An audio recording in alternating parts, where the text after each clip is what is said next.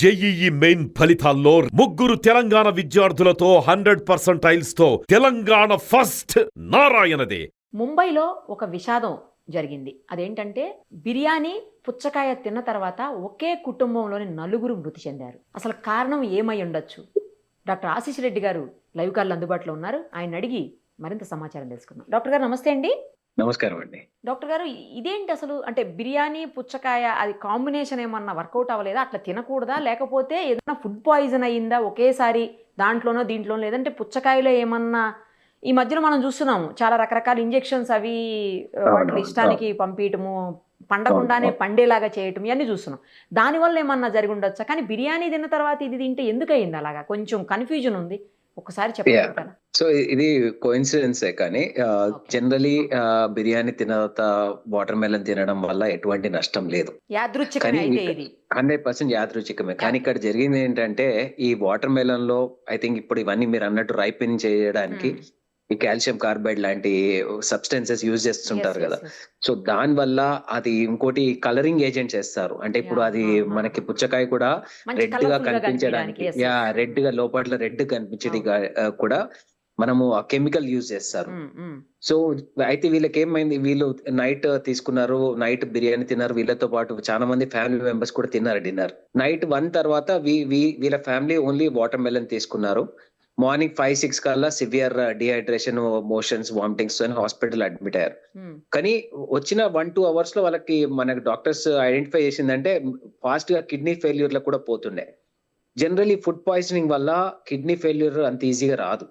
So దీంట్లో definitely ఏమైంది అంటే, మనకి అది ఏదైతే మనం వాటర్ మెలన్ తిన్నారో దాంట్లో వాళ్ళు డెఫినెట్లీ కెమికల్ కలిసింది. డెఫినెట్లీ దాంట్లో మనకి రైపనింగ్ ఏజెంట్స్ కానీ లేకపోతే కలరింగ్ ఏజెంట్ కానీ కలవడం వల్ల ఫాస్ట్ గా నలుగురు ఫ్యామిలీ మెంబర్స్ కి సివియర్ గా రీనల్ ఫెయిల్యూర్ లోకి వెళ్ళిపోయారు, అంటే కిడ్నీ ఫెయిల్యూర్ కి వెళ్ళిపోయారు. That's the reason for death. Infection వల్ల ఇంత ఫాస్ట్ గా డెత్ అనేది జరగదు. ఎందుకంటే వాళ్ళని హాస్పిటల్ రీచ్ చేసింది కూడా 1-2 అవర్స్ లో. ఆ సివియర్ డిహైడ్రేషన్ స్టార్ట్ చేసినాక కూడా 1 అవర్ లో వాళ్ళు హాస్పిటల్లో ఉన్నారు. కానీ అంత టాప్ హాస్పిటల్ లీలావతి హాస్పిటల్ తీసుకుపోయినాక కూడా వాళ్ళు సర్వైవ్ కాలేదంటే ఇట్ కుడ్ బి ఆ కెమికల్ పాయిజనింగ్ వల్ల అయి ఉండొచ్చు. బట్ డెఫినెట్లీ ఇది ఫుడ్ పాయిజనింగ్ వల్ల అనేది అయితే మనం డెఫినెట్లీ అనుకోనిలేదు. అంటే డాక్టర్ గారు, జనరల్ గా డయేరియా అనేది ఇప్పుడు ఫుడ్ పాయిజన్ అయినప్పుడు డయేరియా స్టార్ట్ అవుతుంది.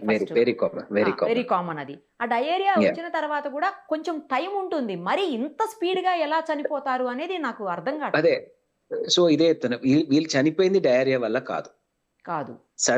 సడన్ గా వాళ్ళకి రీనల్ ఫెయిల్యూర్, కిడ్నీ ఫెయిల్యూర్ అయింది అంటే ఏదో టాక్సిక్ సబ్స్టెన్స్ వీళ్ళు తీసుకున్నారు. టాక్సిక్ సబ్స్టెన్స్ ఇప్పుడు ఎట్లా వచ్చింది? ఇప్పుడు బిర్యానీ వల్ల అయితే కాదు, ఎందుకంటే బిర్యానీ వాళ్ళ ఫ్యామిలీలో వేరే మెంబర్స్ కూడా తీసుకున్నారు. సో వాళ్ళకి ఏం కాలే.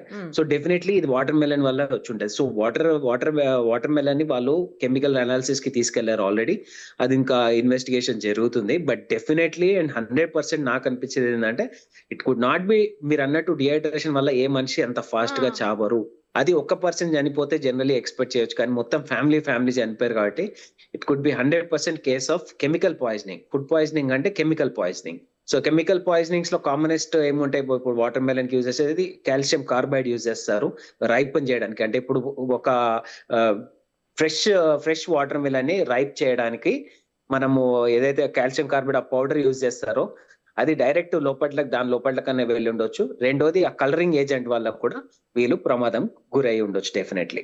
డాక్టర్, నాకు ఇంకో డౌట్ ఏంటంటే, ఇప్పుడు మీరు కిడ్నీ ఫెయిల్యూర్ వల్ల చనిపోయారంటారు. కిడ్నీ ఫెయిల్యూర్ కూడా అంత ఇమ్మీడియట్ గా జరుగుతుందా? కిడ్నీ ఫెయిల్ అయిన తర్వాత కొంత టైం ఏమన్నా ఉంటుందేమో కదా, మరి ఇంత ఇమ్మీడియట్ గా జరుగుతుందా? డెఫినెట్లీ ఒక్కో ఈవెంట్ ఇప్పుడు ఏమైతుందంటే, ఒక్క ఆర్గన్ ఇంకో ఆర్గన్ ఎఫెక్ట్ చేస్తుంది. ఫాస్ట్ గా they will go into mods అంటాం, అంటే మల్టీ ఆర్గన్ ఫెయిల్యూర్ కిందకి వెళ్ళిపోతారు వాళ్ళు. Okay. So multi organ failure లోకి పోతారు కాబట్టి ఫస్ట్ పోయింది కిడ్నీస్ ఒక్కసారి పోయిన తర్వాత అట్లా మల్టీ ఆర్గన్ లకి వెళ్ళిపోయారు. మల్టీ ఆర్గన్ ఫెయిల్యూర్ లోకి పోయారు. బై ఈవినింగ్ పాపం 4 family members succumb to death. కేవలం అందులో వాడిన ఏదో విషం అయి ఉండాలి, విషమనే అనాలి, మరి వేరే 100%. సో డెఫినెట్లీ మనం ఎటువంటి ఫ్రూట్స్ తీసుకున్నా, ఎటువంటి ఏది తీసుకున్నా ఇప్పుడు అన్ని అడల్టరేషన్ ఉంటున్నాయి కాబట్టి చాలా కేర్ఫుల్ గా సెలెక్ట్ చేసుకోవడము, లేకపోతే దాన్ని కట్ చేసిన తర్వాత ప్రాపర్ గా దాన్ని వాష్ చేయడము, డెఫినెట్లీ చేయాలి. ఏదైనా మనకి ఏ ఫ్రూట్ అయినా గాని కట్ చేసినాక డెఫినెట్లీ వాష్ చేసుకోవడం 100% సేఫ్ అనిపిస్తుంది. నార్మల్‌గా ఏం చెప్తారంటే ఫ్రూట్‌ని మామూలుగానే ఒక వాష్ చేసుకోండి, క్లీన్ చేసుకోండి.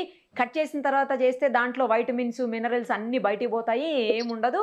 అలాగా వాష్ కానీ చేయమాకండి. ముందుగానే వాష్ చేసుకోండి అని చెప్తారు. కానీ ఇప్పుడు అది సాగు మీదకొస్తుంది కెమికల్స్ తోని ఇంకా ఇట్లా ప్రాబ్లమ్స్ వస్తున్నాయి కాబట్టి I think it's better to wash it properly. కానీ ఇక్కడ ఇంకో డౌట్ డాక్టర్ గారు. అంటే సార్ మీకు మేడం చెప్పండి. హాస్యాస్పదంగా అనిపించొచ్చేమో గానీ ఎందుకంటే పుచ్చకాయని కట్ చేసిన తర్వాత ఎట్లా క్లీన్ చేస్తాం డాక్టర్ గారు? బట్ అది కాదు. ఇప్పుడు చూడండి మేడం. అంటే బేసిక్‌లీ వాళ్ళు అసలు ఎటువంటి గవర్నమెంట్ రూల్స్ ప్రకారం ఎటువంటి రైపెనింగ్ ఏజెంట్స్ యూజ్ చేయొద్దు. చేయొద్దు. అవును. కలరింగ్ ఏజెంట్స్ యూజ్ చేయొద్దు. కరెక్ట్. ఇప్పుడు ఇదంతా అడల్టరేషన్ అయితున్నాక అంటే పేషెంట్స్‌కి అంటే ఇప్పుడు ఎవరైనా గాని ఇప్పుడు మీరైనా తీసుకోవచ్చు, నేనైనా తీసుకోవచ్చు. ఏది కరెక్టో, ఏది రాంగో తెలియట్లేదు. తెలీదు. సీ అసలు సో అంటే పుచ్చకాయలైతే ఇంజెక్షన్సే వేస్తున్నారు డాక్టర్ గారు. డైరెక్ట్ ఇప్పుడు ఇంజెక్షన్స్ వేస్తారు లోపల. తెలియని కూడా తెలీదసలు. దట్స్ వాట్ ఇప్పుడు జరిగింది అదే. ఈ ఆ! ఫ్యామిలీలో జరిగింది అదే. సో మనం ఎట్లాంటి తీసుకుంటున్నాం ఫ్రూట్స్ డెఫినెట్లీ సమ్మర్‌లో ది బెస్ట్ అవైలబుల్ థింగ్ మనకి water melon highest water content ఉంటుంది. అవును. అవును. చాలా సేఫెస్ట్ అనుకుంటాము. కానీ ఇట్లాంటి అడల్టరేషన్స్ వల్ల అన్నెసెసరీగా ప్రాణాలు పోతున్నాయి. వాళ్ళకేమో ప్రాఫిట్స్ గురించి ఆలోచిస్తున్నారు. నార్మల్‌గా దాన్ని ఫాస్ట్‌గా గ్రో చేద్దాం అనుకుంటున్నారు. బట్ ఈ మనుషుల ప్రాణాలు పోతున్నాయి కాబట్టి డెఫినెట్లీ గవర్నమెంట్ చాలా స్ట్రిక్ట్ యాక్షన్ తీసుకోవాలి. అస్సలు ఇట్లాంటి కెమికల్స్ అవైలబిలిటీగా ఉండనీయకుండా చేయాలి.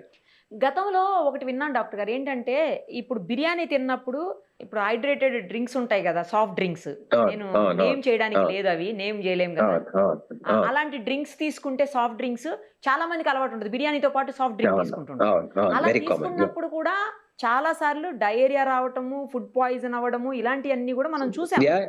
ఎందుకు యాహ్! బిర్యానీ తీసుకున్నప్పుడే ఇది తీసుకుంటే ఎందుకవుతుందంటే అందులో వాడే కెమికల్స్‌కి బిర్యానీలో ఉండే ఆ నో. మెటీరియల్‌కి అసలు అంటే జనరల్ ఇంటరాక్షన్ ఉండదండి. ఎందుకంటే మనం జనరల్లీ బిర్యానీ అంటే నార్మల్‌గా మనం ఇంట్లో చేసుకున్నదే, హోటల్‌లో చేసుకున్నదే పెద్దగా దీంట్లో ఎక్కడ కెమికల్స్ యూసేజ్ ఏమి ఉండదు. అన్లెస్ అందులో కలరింగ్ ఏజెంట్స్ తప్ప. ఇప్పుడు జనరల్లీ ఇట్స్ అన్ కలరింగ్ ఏజెంట్‌తో అసోసియేషన్. పాటు అది గూడా కదా డాక్టర్ గారు. సాల్ట్ ఒకటి యూజ్ చేస్తారు దాంట్లో.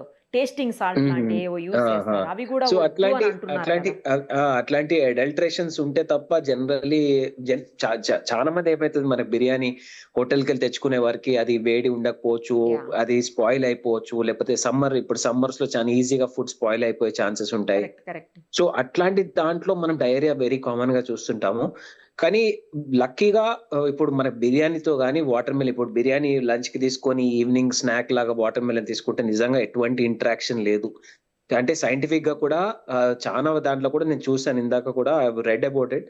ఎక్కడ కూడా అఫీషియల్‌గా ఎక్కడ దీని గురించి ఇంటరాక్షన్స్ లేవు. చాలా సేఫ్‌గానే ఉంది.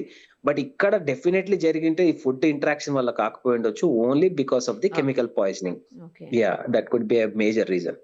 కానీ బిర్యానీతో పాటు ఎందుకు సాఫ్ట్ డ్రింక్స్ కూడా తీసుకోవద్దని చెప్తారా? 2 కాంబినేషన్ కరెక్ట్ కాదని ఎందుకు చెప్తారు? ఏరేటెడ్ డ్రింక్స్ కదండీ. At the end of the day అవి హై కార్బోనేటెడ్ డ్రింక్స్. ఈ కార్బోనేటెడ్ డ్రింక్స్‌లా ఏముండదు. జస్ట్ అన్నెసెసరీ ఫిజ్ తప్ప ఏముండదు. ఒట్టి మనకు అది తీసుకున్నామా హ్యాపీనెస్ కానీ ఓన్లీ ఫిజ్డ్ షుగర్ డ్రింక్ లాంటిదే. సో దీనివల్ల ఓన్లీ థింగ్ ఏందంటే టైమింగ్స్ అండి. బేసిక్‌లీ ఇది తీసుకొని మనం బిర్యానీ చేసినా వాడెప్పుడో పొద్దున చేసుంటారు. మనకు వాడు రీహీట్ చేసే ఇస్తుంటారు వాళ్ళు. జనరల్లీ మార్నింగ్ అవును. హండీస్ అన్ని మార్నింగ్ తయారు చేస్తారు. కరెక్ట్. ఈ హండీ ఈవినింగ్ వరకు అదే రన్ అయితుంటది. సో దాన్ని సరిగ్గా మెయింటెనెన్స్ అవన్నీ దాని వల్లనే అయితుండొచ్చు కానీ బట్ యాస్ సచ్ ఇవి 2 డైరెక్ట్‌గా తీసుకోవడం వల్ల అయితే I don't think it's a correct point అని నేను అనుకుంటున్నాను. Right sir. Thank you. Thank you so much. Right. Right.